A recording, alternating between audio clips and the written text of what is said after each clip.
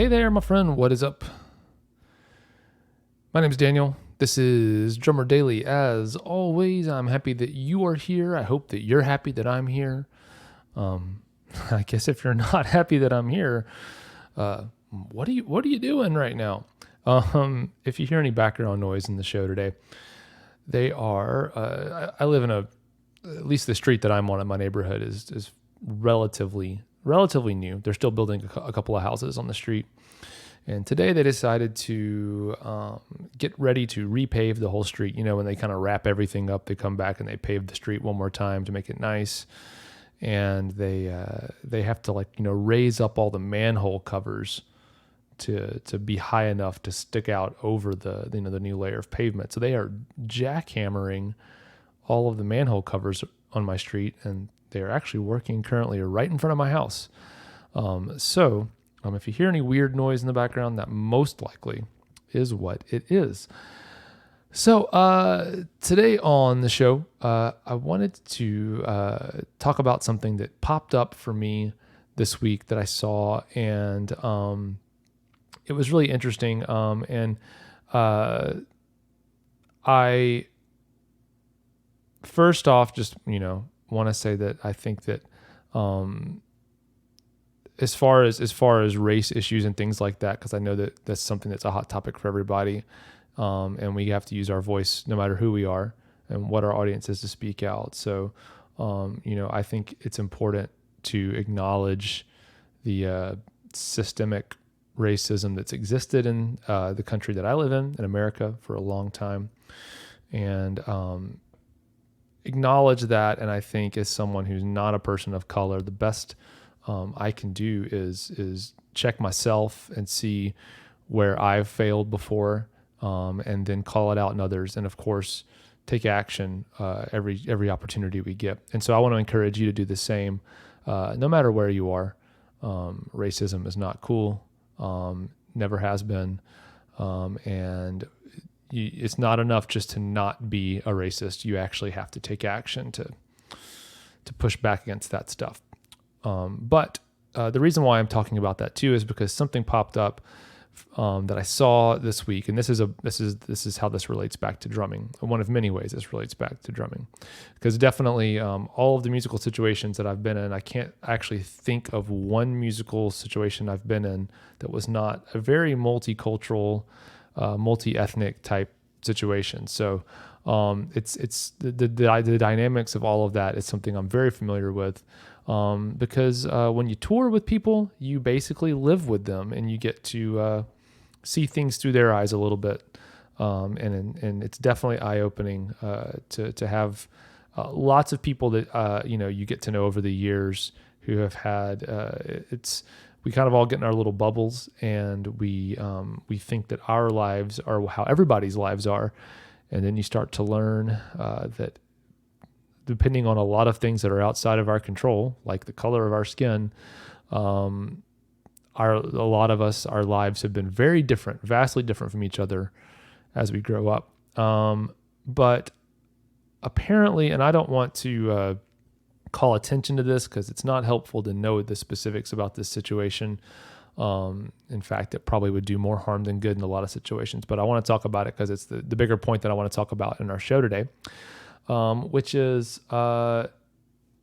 someone in the drumming community, a relatively well-known person, apparently, and I only caught a small glimpse of it before I decided that I'd seen enough, but this person had basically said some very insensitive things, very wrong things about the protests that have been going on and all of the stuff that's going on in America right now. And this person is a relatively prominent drummer, and when called out for it by numerous people, including many of this person's peers in the drumming community, other professional drummers, this person decided not to acknowledge or even try to step back from what they had said.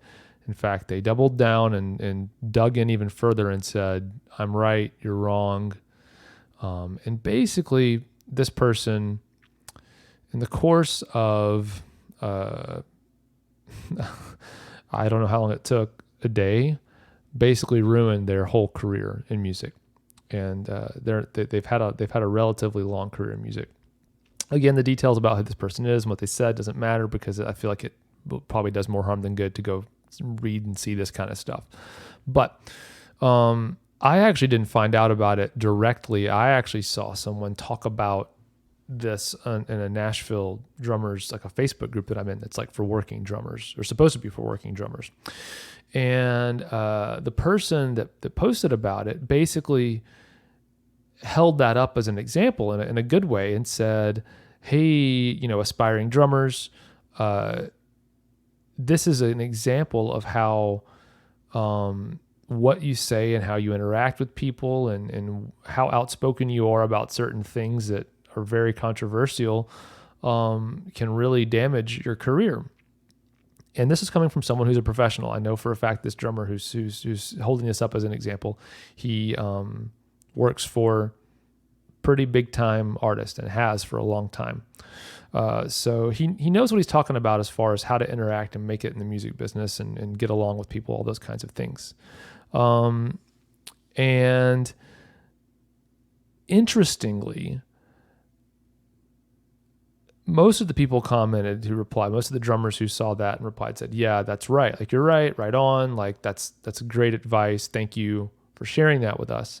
A couple of people were like, you're wrong. We should be able to say whatever we want. We're artists.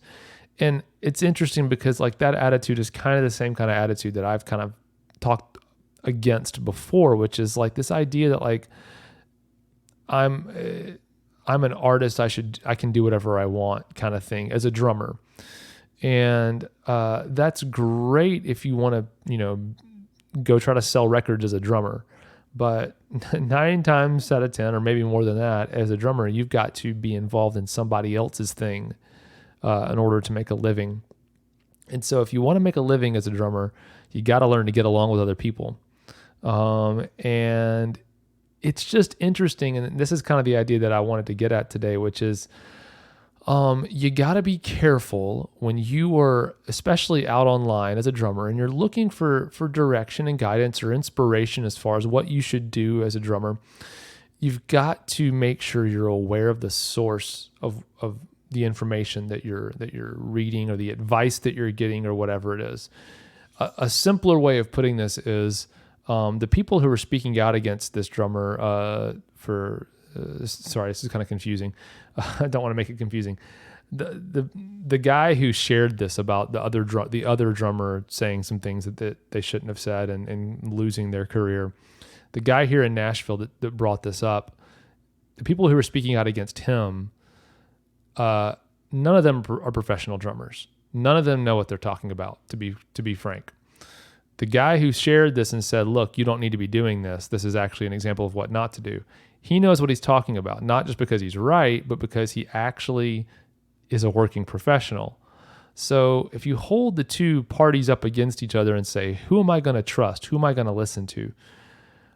If I didn't know any other information other than just what I told you, I hope that you would pick the person who actually is doing the thing that you want to do as the person to trust as far as what to do. In other words, if you want to be a professional drummer and you've got a professional drummer saying, if you want to be like me, do this, and you've got a bunch of amateurs on the other side saying, no, if you want to be professional, do this other thing, I'm going to trust the guy who's done it before. If someone asks me for directions, I am only going to give them directions to places I've been before. You don't ask somebody who's never been somewhere how to get there. But there's a lot of that on the internet. There's a lot of guys who've never been anywhere that you want to go, and they are more than happy to tell you how to get to where you want to go, even though they've never even gotten there themselves.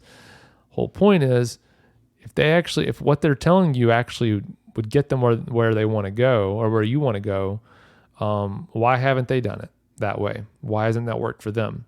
It's because they just want to share advice. They have opinions. They don't actually have experience. And so always consider the source. There's, the negative side. The great thing about, places like Reddit that has a few drum communities, or Facebook is better, at least because you can see for the most part, see people's, who they really are. But the positive is you get access to a lot of information. You can find a lot of good stuff out there. The downside is that anybody can act like they know what they're talking about, and it can be very confusing. And in fact, I have seen in some of these larger communities, like the ones on Reddit, for example, sometimes the broadly accepted consensus, in other words, like the thing that a majority of people are saying in these groups, as far as their opinion about doing this or that, I would say are pretty darn wrong as far as the guidance and the direction you should go. And so there are voices who are speaking truth and saying this is what you should do. But the problem is it's just so hard to figure out who's who on these things, to know who to listen to. So you just make sure you know the source. Even one step further than that, what I would also encourage you to do as a drummer is don't just look to drummers for advice on how to get gigs or how to be a better drummer for different situations. A lot of times drummers don't have to work with other drummers, so they don't actually know what makes a drummer good to work with. They might naturally be good at the skills that they need to be a working professional.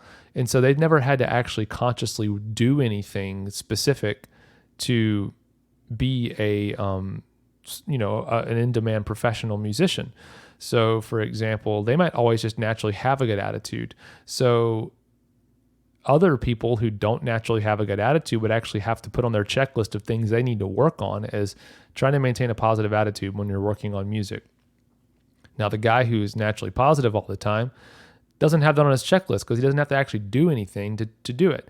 So he's not going to give you that advice because he's already doing it and he just thinks that's how everybody is. So if you're just asking drummers for advice, and I'm putting myself in this category, although I've asked a lot of other musicians this question, a little bit of the insight that I have, and some of the other things I've done, I've interviewed a lot of other non-drumming musicians. But you've got to ask bass players and guitar players and singers and producers and even mix engineers and backline techs, if you can meet them, anything like that. Talk to all the other people who have to work with drummers and ask them what has been the best part about working with the drummer you love working with. What's something that you always love about a great drummer? Find that stuff out from people who aren't drummers, and that's going to get you a lot closer, I think, than only listening to drummers who, again, might naturally be good at a lot of things that maybe you're not good at, and so they're not going to know to tell you to work on these things because they just think it's a natural thing that everybody does.